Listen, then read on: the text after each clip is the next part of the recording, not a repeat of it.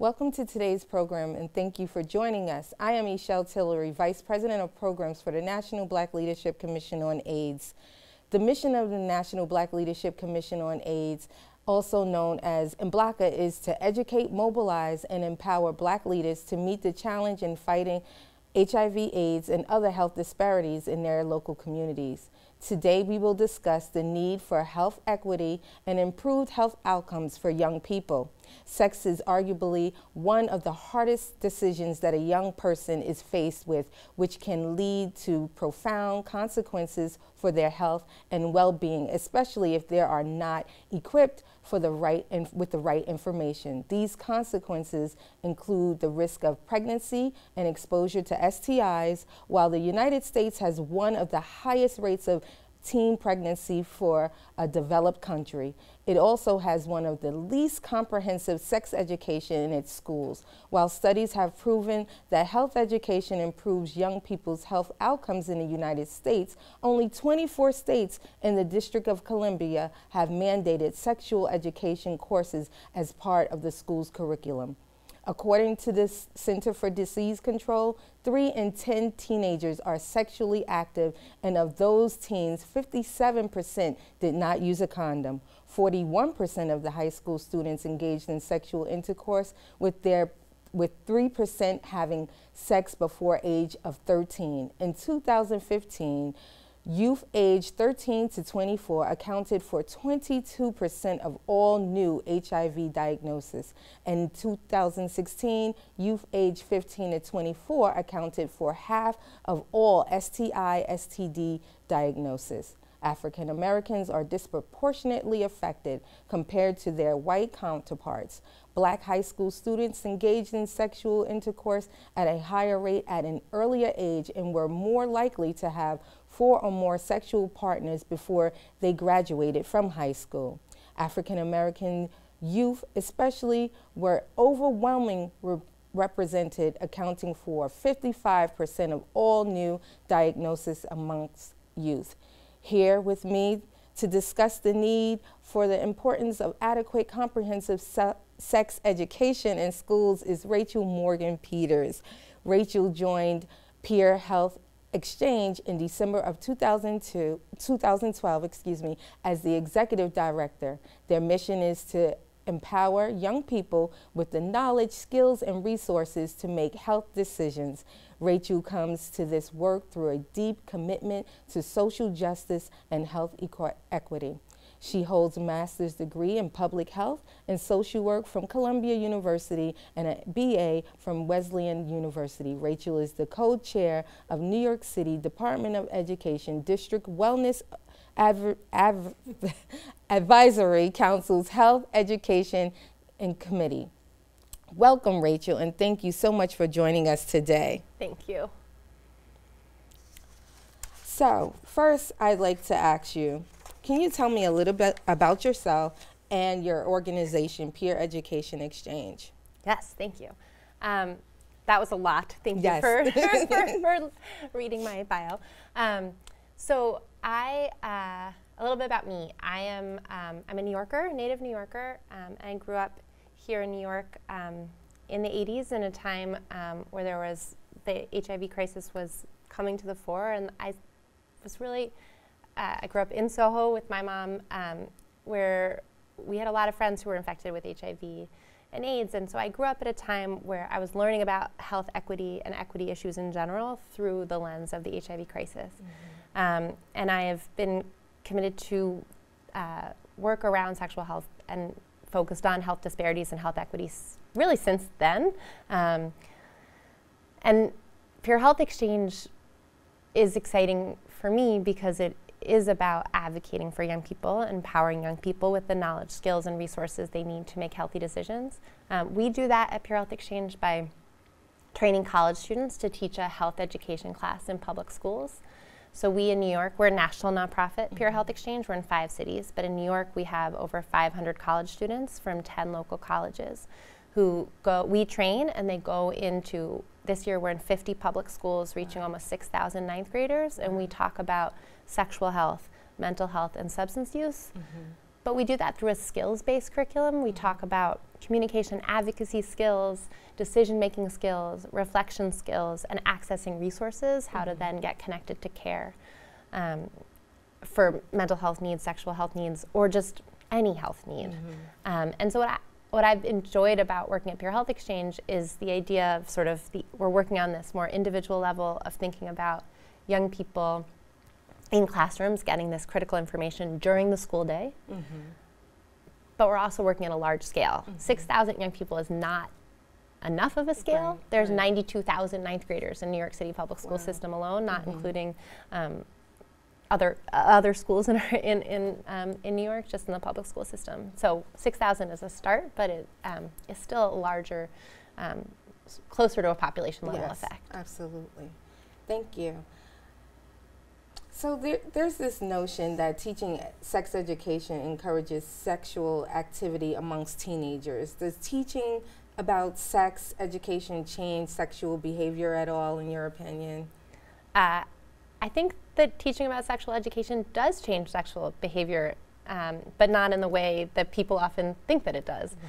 Studies have shown that when we talk openly and honestly with our young people, as parents and as educators, that young people are more likely to delay sexual activity. And so it sort of can be counterintuitive, but actually talking about sex helps young people make informed decisions. In our program, we focus on young people having the opportunity to think about their influences, analyze their influences and what matters to them. And when you can put decision making in context and make it bigger than just about peer influences or what you think you're hearing from your friends, and really analyze your influences and what matters to you and to your family and your own values, often young people make decisions that are to delay sex or to have sex in a way that is consensual and affirming instead of in a way that is negative. Okay. So you're saying teaching young people more about sex in a proper way to have sex and safer sex rather helps them to make more positive decisions as it really instead of negative. Yeah, and our program isn't, we talk about how we're not trying to make decisions for young people. We want young people to have the information they need to make decisions that are right for them. So that might be that they do decide to have sex, but as you said, they're going to have sex and know they want to be use two methods of contraception. Maybe they're going to have an IUD and use condoms, or they're going to go and get tested with their partner. They're going to know and have their partner know about consent and what that means to have consensual sex. They have understanding of what sex really is and can be. That it's not just what pleasure could be, even right. Like that, it's not about you know, for young women and for young men being really honest about what they hope to get out of and have in their experience. So I want to kind of switch the gear a little bit and kind of talk about some of the things that are happening within New York City and New York State as it relates to sexual education in public schools. In recent years, we know that there have been significant decrease in the number of teen pregnancy cases. However, within the Black community, this is still something that continues to be in high rates. However, is there a set curriculum that the public school system is using for sexual education for students? It's a good question. It's a complicated question, really, how our city and our state interact in terms of health education and within that sex education. So to back up a little bit, health education is mandated in New York State. You're supposed to receive 1 semester of health education in middle school and 1 semester in high school. It is, in New York City, strongly recommended to be offered in 9th or 10th grade, but it is only offered in 9th or 10th grade about 55% of the time. Health education has also been mandated to include a sex ed. But what that means specifically has not been fleshed out. So if you you can look at it You could be a school that has decided this really matters to us. We're going to teach health education in 9th grade. We're going to make sure it's LGBTQ inclusive. We're going to make sure that it does talk about disparities around health equity and access issues and who is more impacted by various issues. Right. It might be very explicit and honest and open about talking about sexual health and taught by somebody who's really passionate about it. But that's really the rarity in our school systems. And I don't think it's a lack of care or concern by our educators, but we haven't prioritized hiring and staffing our schools with health educators who know about and are passionate about this. Often the people that are tasked with teaching health education are another teacher in the school who's asked to teach it out of license. And that is, we're arguably legal. We're looking into if that is actually legal, but even if it is, that's not who you want talking to your young people about these issues. And I think when we think about sex ed, we shouldn't limit our mind to just sex, right? That means we're talking about issues around consent. We're talking about issues around sexual identity and inclusion. We're talking about creating a school culture that is welcoming and inclusive, and we can have a space for young people that is built on respect and affirmation. And I think that the health class could be that place where you have this opportunity to have those conversations, where you then don't have a horrible incident like just happened in the Bronx with this stabbing, because you've had the opportunity at an earlier age to learn about different sexual identities and also learn communication skills and to learn about bullying and what to do if you're feeling at a breaking point, right? There's so many issues in that one case, and just around how we have failed that school that school and those young people. Absolutely, I totally understand that. And how have New York City, New York State, or organizations like yours, how have you been able to help help the Department of Education make some clear decisions about how this sex education should roll out into the schools? Yeah. So right now is a really exciting moment, I think, in New York City. The City Council passed a bill that the mayor signed into law to create a sex ed task force. A group of advocates I really respect and admire, and a group of city officials have been brought together to discuss and really think about the way we are talking about sex ed in our schools. And so big shout out to Danny Drum and the City Council Education Committee and to the mayor for signing this, and then for putting together this group of people that I think have real opportunity to make changes for our schools. I want us all to be watching it to make sure that we're pushing whatever recommendations this group of people comes up with to actually take place, and to push them to make sure that it's the best recommendations we can see. I'm also part of the Sexual Education Alliance of New York City. Pure Health Exchange sits on that group, and we have been together with SENIC, Sexual Education Alliance of New York City. Pure Health Exchange has been pushing for K-12 comprehensive health education, specific on sex education as well. I think that there's a number of things the city has to do. I mean, we need to really think about how we're going to staff health teachers and who are able to and confident in talking about sex. And start to prioritize it, seeing it in principal report cards, or how are we going to hold principals accountable? And again, not from a place that principals don't want to be doing this, but just they have so much on their plate that they need to do. And to help all of our educators know that this, talking to young people about sexual health, their own mental health, that is not separate and a piece from educating our students around algebra, right? Like this is part of how we're raising our young people, and that New York City, I think I'm a New York City public school parent, that we want to see that. Parents want to see our students educated in this way.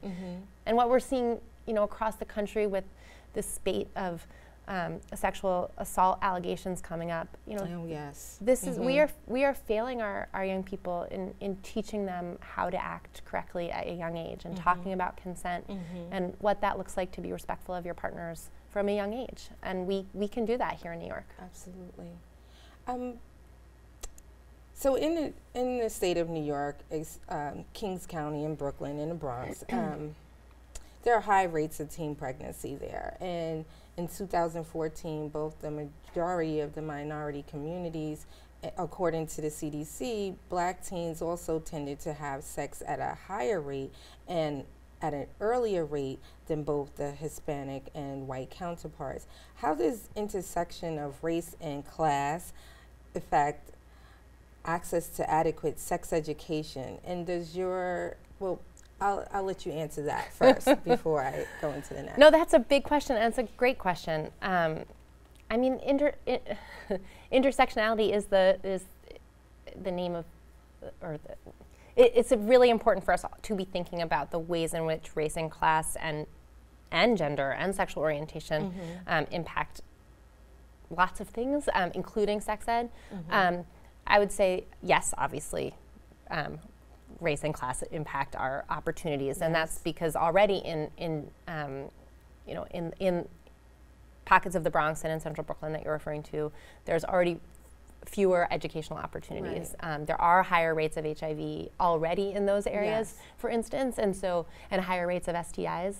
And so if you were to be, just by having sex in that area, you're more likely to be exposed. And that has nothing to do with taking more risks. I don't believe fully that young Black people are taking more risks, but they're in places where their risks are higher just based on their place, the place of their existence, and who where they're meeting their partners. And so then how does that impact? I mean, all of these things are layered, right? How our schools are then impacted in those communities, and so it does make it harder to have any conversation without recognizing the broader structure of our school systems, the broader structures of inequities and segregation in our schools, and you know, but here we are, we still want to talk about sex ed, you know, and it's like both are true, and we can talk about both at the same time. For us at Pure Health Exchange, we focus on public schools, and we only work in public schools where 50% or more of the students are living at or below the poverty line. Only 14% of New York City students are white. So most of the students that we are serving, and schools are so segregated in New York City that most of those students are not going to schools that we would serve. So it is a primary function of our work to be focused on health equity and ensuring that young people who would not otherwise be receiving this information are receiving it, which really does mean Black and brown students. Absolutely. Black and Latinx students. And so we are focused in working in those communities and with those communities. In addition, we're drawing more and more of our volunteers from communities of color as well, understanding that our college student volunteers can look like, to be like the best peers they can be, need to be from and of the same communities. So we have volunteers from a number of our CUNY schools here in New York, from Queens College and York College and LaGuardia Community College and City College and Hunter College and Brooklyn College, yay CUNY, who are students, you know, 75% of CUNY students are New York City Department of Education graduates. And so they're more likely to be the students that we were serving in ninth grade, who are then going back and volunteering in our schools. They're educating those students that, the students of the schools that they just left recently. Which is good, because then there's no big gap in age, and those children can relate to them better. They actually believe that they've had sex versus, you know, like seeing someone who's gray-haired, and not that they're not having sex, but they can relate better to that. The assumption is that they have no idea what's going on, and that a younger person does. Absolutely, absolutely. So I wanted to talk, you touched a little bit about LGBT sensitivity a little while ago when you were describing the incident that took place in the Bronx. And so most sex education courses tend to be heterosexual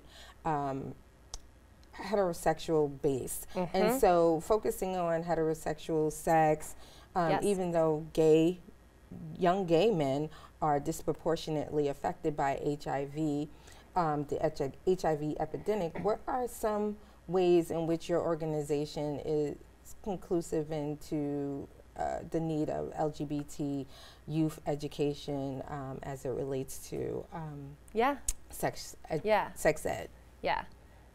It's a great question. It's so important, and I think the number of times we've heard from young people that they have never seen themselves represented in any of their curriculum around sex, right? That if you're LGBTQ, you just are not seeing yourselves, and then what does that mean for you in terms of being educated?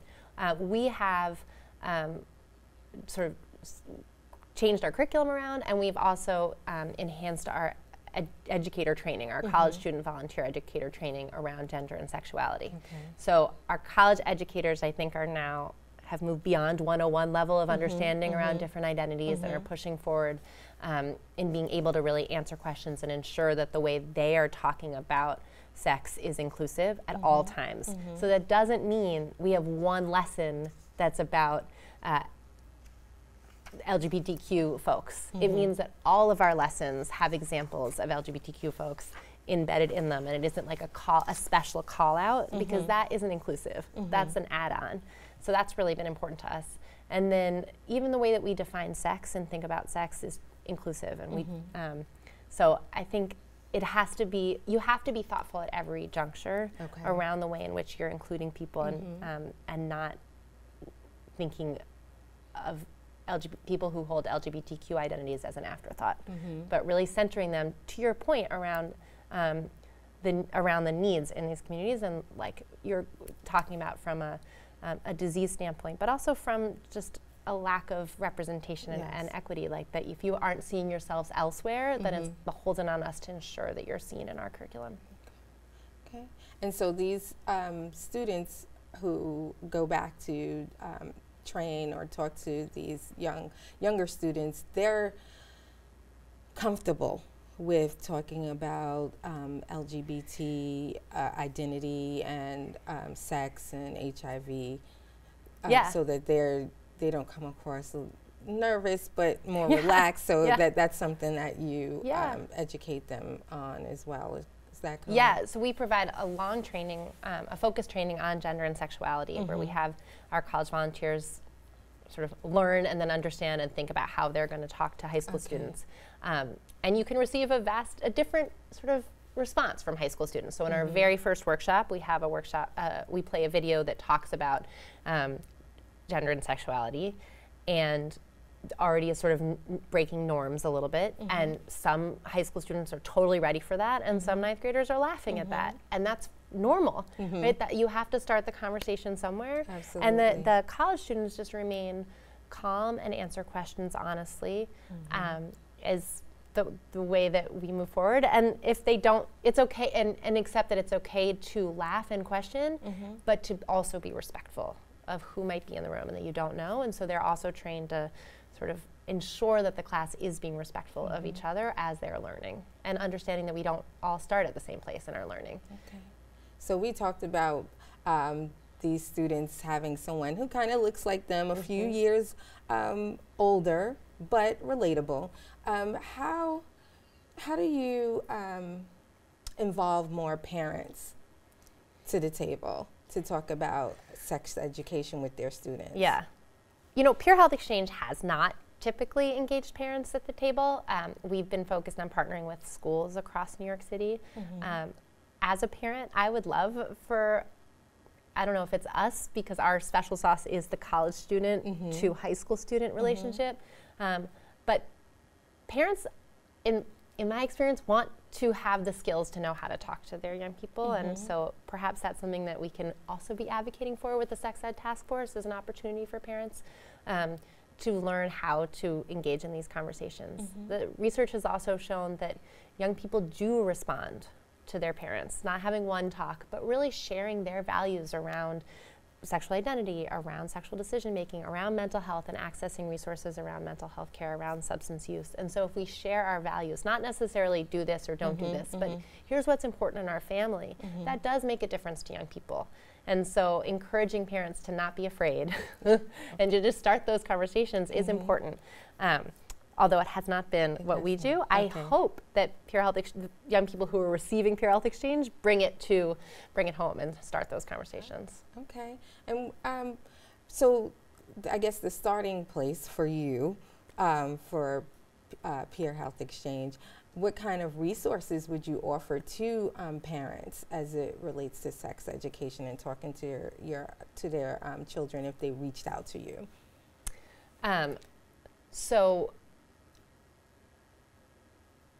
I mean, one of the resources, so we encourage young people in our curriculum to talk to a trusted adult.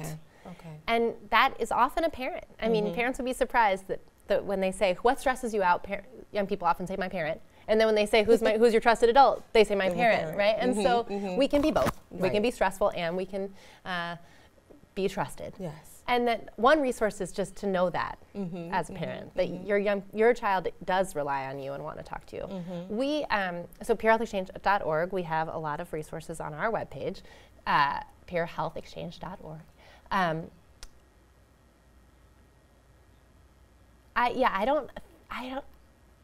I can't speak to, it really depends. I have a number of books and a number of things that I recommend to people. Okay. It really depends at what age you're thinking about. I would just challenge parents to make sure they're using language that is inclusive and they're thinking about the needs of their young people and being open-ended in their sort of questioning with, and not only around sexuality, but just young people do tend to shut down if we seem to be being prescriptive. Yeah, absolutely. And so encouraging having open conversations is something I would advocate for. Okay. And so how would one go about learning more about your organization? Oh, well, so you can go to learn more about us at our website, peerhealthexchange.org. And anybody who's interested in coming to see a workshop and seeing how we are acting in the schools and the way that we talk about issues, as I mentioned, we don't just focus on sexual health. We really think it's important to talk about sexual health and mental health and substance use together. Young people don't make decisions in a vacuum. And so having the opportunity to talk about all of those issues. So check us out. Thank you. Thank you so much for joining us today. You gave us a great wealth of information, and I learned a lot about your organization, and I want to say that we at NBLCA, we will continue to encourage the community that we service to look into organizations like yours and get a better understanding of what their young people are learning or what they are not learning, so that they can become more educated around sexual health as it relates to young people. You can learn more about NBLCA and our work with sex education at our website, NBLCA.org. Also look for NBLCA on Facebook, Twitter, Instagram, LinkedIn, and YouTube. The Manhattan Neighborhood Network brings these programs to you to better inform you, the viewer, about the important topics that impact your health and well-being. Please let your family, friends, and neighbors know about this programming. On behalf of C. Virginia Fields, thank you for joining us, and we hope you'll tune in next time for NBLCA's Health Action TV here on Manhattan Neighborhood Network.